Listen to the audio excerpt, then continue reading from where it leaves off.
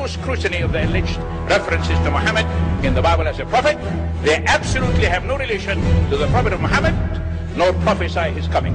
Mohammed is not mentioned in the Old Testament. Mohammed is not mentioned anywhere from Genesis to Revelation. Mohammed is God's true master. That's a joke.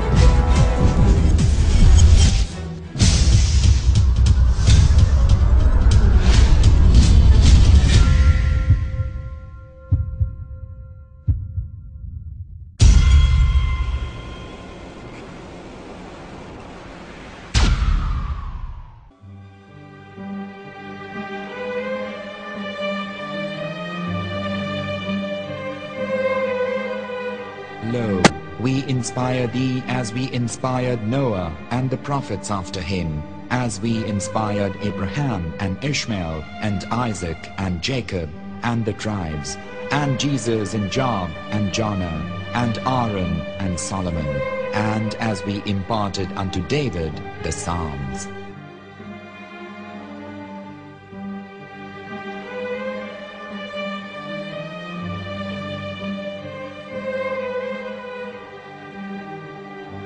The verse we've just heard is from chapter 4 of the Quran.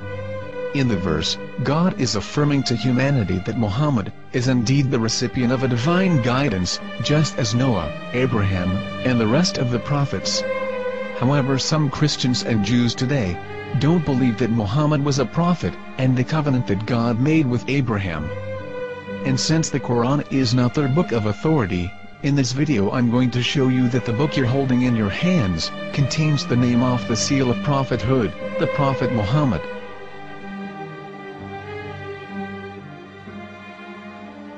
As known, the Old Testament was preserved in the Hebrew language.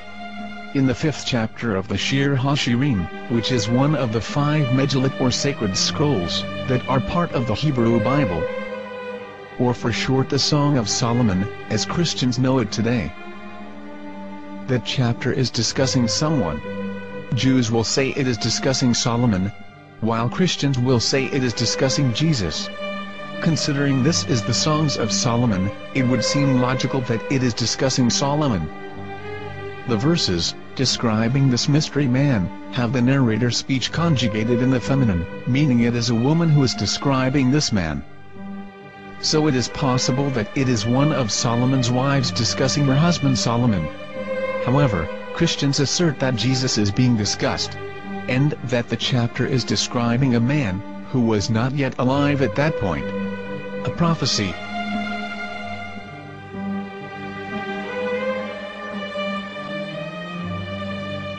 In reading the English translation of Song of Songs 5:16, it finishes the description by saying, "He is altogether lovely," but what most people don't know is that the name of that man was given in the original Megillat.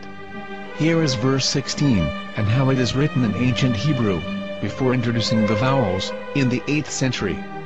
From the Hebrew Bible, on scripturetext.com. Here is the word in question. This word is made of 4 letters. Mem, Het, Mem, Dalet. Now when reading the word as it is written in its original form, with no vowels, it can be read as Muhammad, which is the name of the Muslim prophet, or as Mamad with no A after the H. According to Ben Yehuda's Hebrew English Dictionary, it is correctly pronounced as Muhammad, not Mamad. So how we're going to know for sure if it's pronounced as Muhammad, the Muslim prophet, or as Mamad, a random Hebrew word? The only way is to give the verse to a rabbi and say to him, "Please read."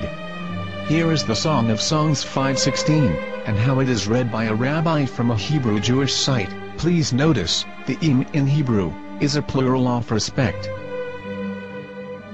חיכו ממתקים וכולו מחמדים, זה דודי וזה רעי בנות ירושלים. חיכו ממתקים וכולו מחמד, מחמד, מחמד, מחמד, מחמד, מחמד דין. זה דודי וזה רעי בנות ירושלים.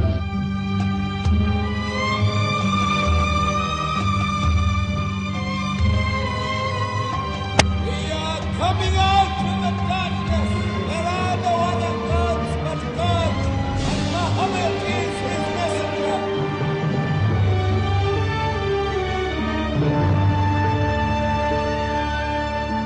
Let the world hear. חיכו ממתקים וכולו מחמד דין. זה דודי וזה רעי בנות ירושלים.